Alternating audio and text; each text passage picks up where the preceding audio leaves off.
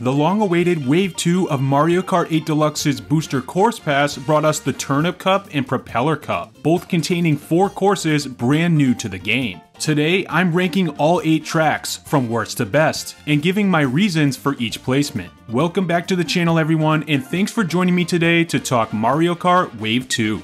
My least favorite course of the bunch is definitely New York Minute. There's nothing truly offensive about this course, but I do think it's a little bit boring. I've been really enjoying seeing the real-world city-based tracks come to 8 Deluxe, but I have to say New York Minute is probably the weakest so far. I do like the music, and there are some fun elements, like the spouting manhole covers, but there's nothing here that really stands out to me. Again, it's not a bad track. I just think New York Minute is less memorable than most of the other offerings here. Coming in at number 7 is the classic Mario Circuit 3. As an SNES track, this one was always going to have trouble when comparing with the high-flying, anti-grav offerings Mario Kart 8 is known for. I really appreciate seeing old courses remastered, but in the case of Mario Circuit 3, since it's such a simple course already, it has a tough time stacking up to some of the more involved racetracks. A pure, unadulterated set of laps with not a whole lot in ways of obstacles, the charm of Circuit 3 is in its simplicity. I will say the colored blocks really pop in this newly added version,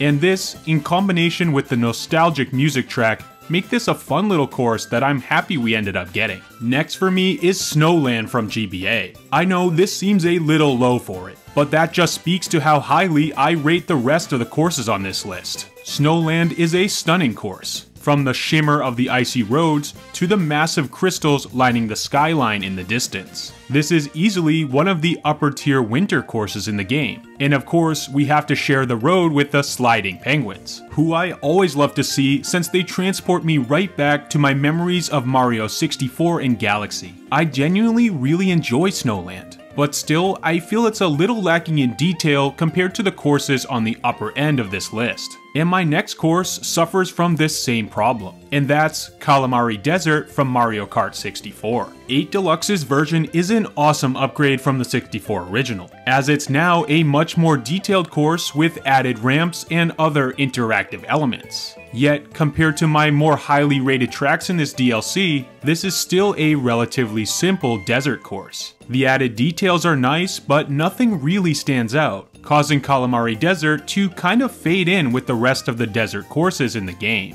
I'd say the train that weaves through the course is Calamari's biggest selling point, and it's fun needing to keep it in mind anytime we're on or near the tracks. This is why I rank it ever so slightly higher than Snowland on my Wave 2 course rankings. Moving into the top 4 tracks, I have to talk about Sydney Sprint. This was probably my most anticipated course from Tour, and I'm happy to say it did not disappoint. It carries all the coastal, warm weather vibes I was expecting, and provides a mechanically fun experience with a lot of trick points and glider sections. It does this all while staying true to real-world Sydney, Australia, as we ride past and even through landmarks like the Sydney Harbour Bridge and Opera House. I'm really high on Sydney Sprint, and to follow it up, I think the remaining Tour real-world courses are going to have their work cut out for them. Number 3 goes to one of my personal favorite Mario Kart tracks of all time. Mushroom Gorge from Nintendo Wii has aged gracefully, and I think it's one of the most purely fun courses the game has to offer. The course and concept are very simple.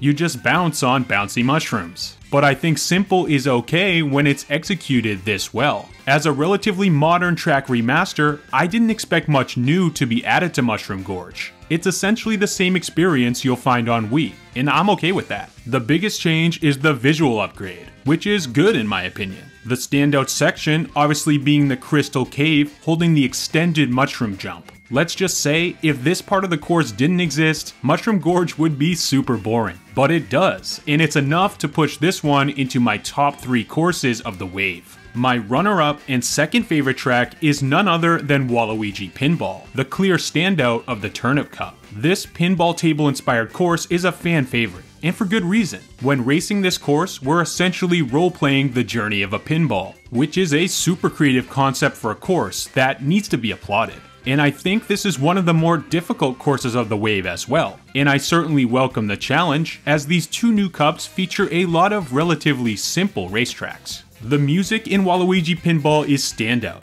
and the colors put on a show here. The Waluigi purple is of course eye-catching, and the flashing pinball table lights make this one anything but boring. DS Waluigi Pinball is a fantastic way to end 8 Deluxe's Turnip Cup. Now let's just hope Waluigi Stadium follows suit.